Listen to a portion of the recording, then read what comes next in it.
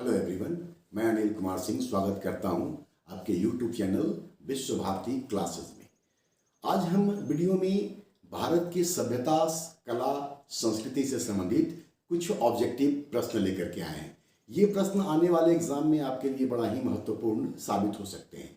या इसको हम लोग ऐसे देखें कि ये एक मॉडल सेट होगा जो आपको आधार देगा कि आप इसको बेस बना करके और इस टॉपिक से अपने क्वेश्चन को तैयार करें।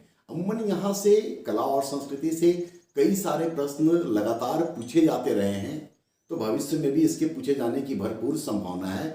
लेकिन ये टॉपिक आमतौर पर इग्नोर भी हो जाता है, लोग उसको ध्यान नहीं देते हैं, या ये कहें कि चूंकि एक ही तरह के कई सारे सवाल होते हैं तो हम लोग यहाँ पर गलतियाँ भी करते हैं। ये टॉपिक आप बेहतर तरीके से तैयार कर लें, उसका एक छोटा सा नमूना आपके सामने हम कुछ क्वेश्चन के माध्यम से लेकर के आ रहे हैं। अगर आपको अच्छा लगे और आपको अगर ये महसूस हो कि ऐसे क्वेश्चन की और ज़रूरत है तो आप अपनी प्रतिक्रिया दीजिएगा, हम आपके लिए और भी ऐसे प्रश्न लेकर के आएंगे। और अगर आपने मेरे इस चैनल को सब्सक्राइब नहीं किया है तो प्लीज़ सब्सक्राइब कर लीजिए, अपनी प्रतिक्रिया देते रहिए और अपने दोस्तों के साथ शेयर करते रहिए। तो क्वेश्चन के लिए तैयार हो जाइए। अब आपके सामने हम पहला क्वेश्चन लेकर के आ रहे हैं।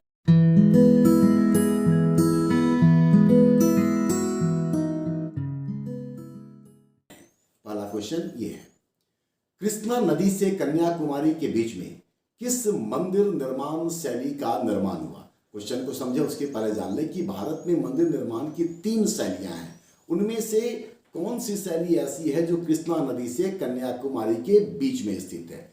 बेसर शैली, दक्कनी शैली, द्रविड़ शैली और नागर शैली। तो सबसे पहले इसका हम लोग उत्तर समझे, ऐसे समझ लें हम लोग। 3 जो शैली है, नागर शैली। नागर शैली जो है वो हिमालय से लेकर के विंध्य के बीच में है। विंध्य से लेकर के कृष्णा नदी के बीच में बेसर शैली होती है, और फिर कृष्णा नदी से लेकर के कन्याकुमारी तक द्रविड़ शैली होती है। तो आपका यहाँ पर आंसर सी हो जाएगा, द्रविड़ शैली। दक्कनी शैली जो है ये बेसिकली इस्लामिक स्थापत्य से जुड़ा हुआ है। नागर शैली को सोलंकी शैली भी कहते हैं और बेसर शैली को चालुक्य शैली भी कहते हैं। तो इससे संबंधित थोड़ी और जानकारी भी आपको मिल गई और आंसर इसका सी होगा, ये भी मैंने आपको बता दिया। तो अगले क्वेश्चन के लिए आप तैयार हो जाएं। क्वेश्चन नंबर 2 आपके सामने ये रहा। मंदिर निर्माण शैली में या द्रविड़ मंदिर निर्माण शैली में प्राकार क्या होता है? प्राकार क्या होता है द्रविड़ मंदिर निर्माण शैली में? ऑप्शन ए प्रदक्षिणा पथ, बी ऊंची दीवारों से घिरा प्रांगण, सी ऊंचे चबूतरे पर मंदिर निर्माण और डी प्रवेश द्वार। ठीक है, ये द्रविड़ मंदिर निर्माण से ही संबंधित है। पहले इसका उत्तर जान लें हम लोग। इसका उत्तर है बी, ऊंची 4 दीवारी से घिरा हुआ जो प्रांगण होता है द्रविड़ मंदिर निर्माण शैली में उसको प्राकार कहते हैं। प्रवेश द्वार को द्रविड़ मंदिर निर्माण शैली में गोपुरम कहते हैं। जबकि ऑप्शन सी को देखें तो ऊंचे चबूतरे पर मंदिर निर्माण, ये नागर शैली की विशेषता है और इसको जगती कहा जाता है। ठीक है, जबकि प्रदक्षिणा पथ मंदिर के चारों ओर घूमने वाला वो स्थान होता है। तो इसका सही उत्तर है बी, ऊंची 4 दीवारी से घिरा प्रांगण प्राकार कहा जाता है। ठीक है, अगले क्वेश्चन को देखिए हम लोग। निम्नांकित में से कौन सी मंदिर चोल स्थापत्य के चरमोत्कर्ष को दर्शाती है? चोल स्थापत्य के चरमोत्कर्ष को दर्शाती है, मतलब उसका सबसे अच्छा उदाहरण कहाँ है? ऑप्शन ए बाल सुब्रमण्यम मंदिर, ऑप्शन बी इरावतेश्वर मंदिर, ऑप्शन सी राजराजेश्वर मंदिर और डी चोलेश्वर मंदिर।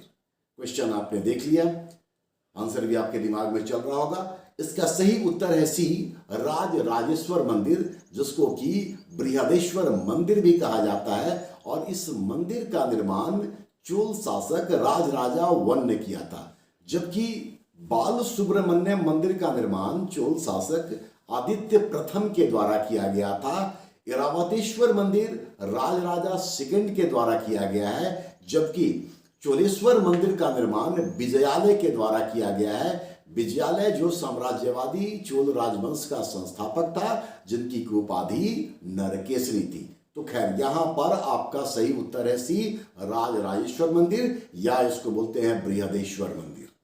नेक्स्ट क्वेश्चन को देखिए हम लोग। रवि कीर्ति एक प्रमुख विद्वान है, उनके द्वारा बनाया गया मंदिर कौन सा है? ऑप्शन ए मेगुती का जैन मंदिर, बी लाड़खान मंदिर, सी विरूपाक्ष मंदिर और डी पापनाथ मंदिर। ठीक है, रवि कीर्ति जिन्होंने एहोल प्रशस्ति की रचना की थी पुलकेशिन सेकंड के लिए, इनका जो मंदिर बनवाने का काम हुआ है वह है मेगुती का जैन मंदिर। तो सही उत्तर है मेगुती का जैन मंदिर, जबकि लाड़खान मंदिर जो है ये हिंदू गुफा मंदिर है, और बाकी विरूपाक्ष और पापनाथ मंदिर भी दक्षिण की प्रमुख मंदिर निर्माण से संबंधित है। क्वेश्चन नंबर 5 को देखें। थोड़ा लिखने में गलती हो गया है, किस्त लिखा गया है, उसको किस पढ़िएगा आप। किस राष्ट्रकूट शासक ने एलोरा में दशावतार मंदिर का निर्माण करवाया था? एलोरा में दशावतार मंदिर का निर्माण किस राष्ट्रकूट शासक ने करवाया था?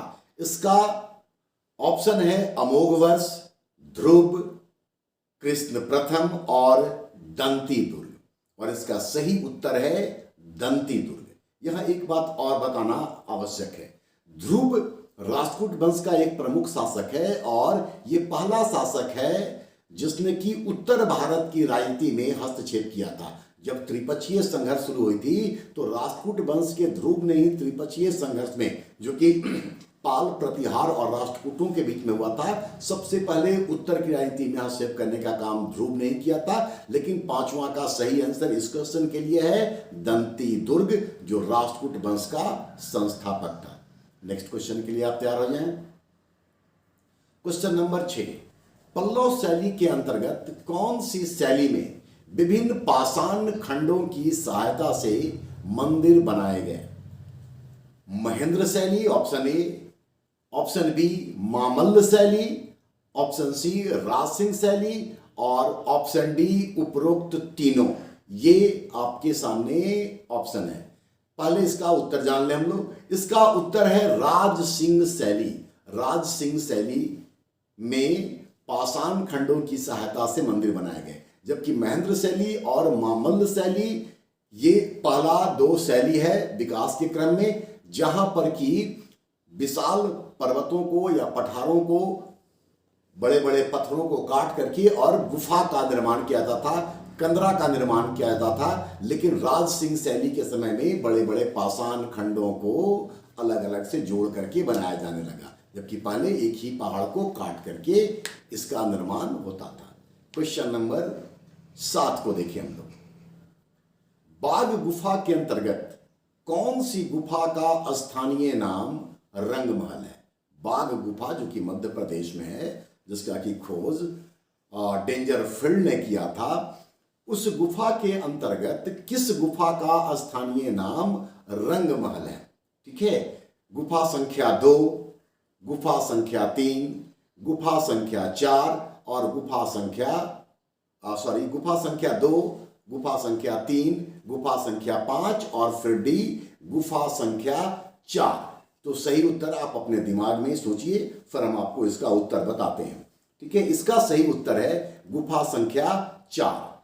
ठीक है, और यहां यह भी जान लें कि गुफा संख्या 2 को पांडव गुफा कहा गया है, उसका स्थानीय नाम पांडव गुफा है, जबकि गुफा संख्या 3 का स्थानीय नाम हाथी खाना है। गुफा संख्या 5 के लिए ऐसा कोई नाम नहीं मिलता है। तो बाघ गुफा के अंतर्गत रंगमहल गुफा संख्या 4 के लिए प्रयुक्त हुआ है, इस्तेमाल किया जाता है। अगले क्वेश्चन को देखते हैं हम लोग। बाघ गुफा उसी का कंटिन्यूअस फॉर्म है। बाघ गुफा के चित्रों के संदर्भ में या संबंध में कौन सी बात सही नहीं है? इसका विषय वस्तु धार्मिक है, इसके चित्रों में लौकिक जीवन का वर्णन है, सी सबसे प्रसिद्ध चित्र संगीत एवं नृत्य का दृश्य है, और डी इसका विषय वस्तु धर्म निरपेक्ष है। तो कौन सी बात सही नहीं है, ये इसका क्वेश्चन है। ठीक है, अब इसका सही उत्तर है कि इसका विषय वस्तु धार्मिक है। यहाँ ये जान ले कि अजंता गुफा का जो चित्रकारी है उसका विषय वस्तु धार्मिक है, लेकिन इसका धर्मनिरपेक्ष है। और बाकी तीन विशेषता बी और सी, बी सी और डी बाघ गुफा के संदर्भ में सही है। तो यहां पर सही उत्तर है ए। नेक्स्ट क्वेश्चन को देखते हैं। क्वेश्चन नंबर 9, किस अभिलेख में नागर शैली के शिखरों की चर्चा है? हालांकि प्रारंभ में गुप्त मंदिर जो निर्मित हुए गए उनकी छतें सपाट होती थी, लेकिन शिखर का पहली बार प्रयोग जो शुरू हुआ वो नागर शैली की मुख्य विशेषता है। ठीक है, इसका किस अभिलेख में उल्लेख है? ऑप्शन है भिलसड अभिलेख, बी है जूनागढ़ अभिलेख, सी है मंदसौर अभिलेख और डी है भितरी अभिलेख। और इसका सही उत्तर है मंदसौर अभिलेख, जो कि 472 ईस्वी का है। ठीक है, तो सही उत्तर मंदसौर अभिलेख, मतलब ऑप्शन सी। नेक्स्ट क्वेश्चन को देखिए। क्वेश्चन नंबर 10, काठियावाड़ गुजरात में पालिताना मंदिर के संदर्भ में कौन सी बात सही नहीं है? क्वेश्चन पढ़ें या ऑप्शन पढ़ें उसके पहले बता दें कि पालिताना अभी कुछ दिन पहले बहुत चर्चा में था, खास करके जब झारखंड में जैन धर्म के प्रमुख पार्श्वनाथ मंदिर को लेकर के, पारसनाथ मंदिर को लेकर के जो चर्चा चल रही थी, ठीक है, उसको पर्यटन स्थल बनाने के लिए, तो जो विवाद खड़ा हुआ उस दौरान पालिताना मंदिर का भी चर्चा लगातार होता रहा था। तो ये क्वेश्चन एक तरह से कला संस्कृति से तो संबंधित है ही, जैन धर्म से संबंधित तो है ही, साथ ही एक करंट अफेयर्स का भी विषय बना हुआ है। तो पालिताना मंदिर के संदर्भ में कौन सी बात सही नहीं है? पहला ये कि प्रथम तीर्थंकर ऋषभ देव को समर्पित है, बी दिगंबर संप्रदाय का पवित्र स्थल है, सी यहां 800 से अधिक संगमरमर के मंदिर हैं और डी यह श्वेतांबर संप्रदाय को समर्पित है। और इसका सही उत्तर बी होगा, जिसमें लिखा हुआ है दिगंबर संप्रदाय का पवित्र स्थल है। वास्तव में ये श्वेतांबर संप्रदाय से संबंधित है। बाकी ऑप्शन आपका सही है। और अब इस वीडियो के आज के आखिरी क्वेश्चन 11वें क्वेश्चन पर आते हैं। और जैसा मैंने शुरुआत में कहा कि अगर क्वेश्चन आपको पसंद आता है तो आप निश्चित तौर पे अपनी प्रतिक्रिया दें, और इस तरह की क्वेश्चन इस सेक्शन से और अगर आप चाहते हैं तो हमको ये मैसेज डालें, हम आपके लिए निश्चित तौर पर लेकर के आएंगे। तो आखिरी क्वेश्चन के लिए आप तैयार हो जाएं। कश्मीर के शासक ललितादित्य मुक्तापिड, जिसने कश्मीर में मार्तंड सूर्य मंदिर बनवाया था, उनका संबंध कश्मीर के किस राजवंश से था? ऑप्शन को आप देख लें, उत्पल वंश, कारकोट वंश, दुर्लभ वंश और लोहार वंश। यहां पर आंसर करने से पहले आपको यह बता दें कि भारत में ऐतिहासिक महत्व के 3 सूर्य मंदिर हैं। उनमें से एक ये भी है, दूसरा कोणार्क मंदिर उड़ीसा का और तीसरा मोढेरा जो गुजरात में है। ठीक है, तो मार्तंड सूर्य मंदिर ललितादित्य मुक्तापिड ने बनाया, जिनका की संबंध था, सही उत्तर है इसका कारकोट वंश, ऑप्शन बी में। ठीक है, तो इस वीडियो में फिलहाल ये 11 क्वेश्चन, आगे जैसी जरूरत होगी हम लोग इस पर और बात करेंगे। ठीक है, आप वीडियो को अवश्य देखें और अपनी प्रतिक्रिया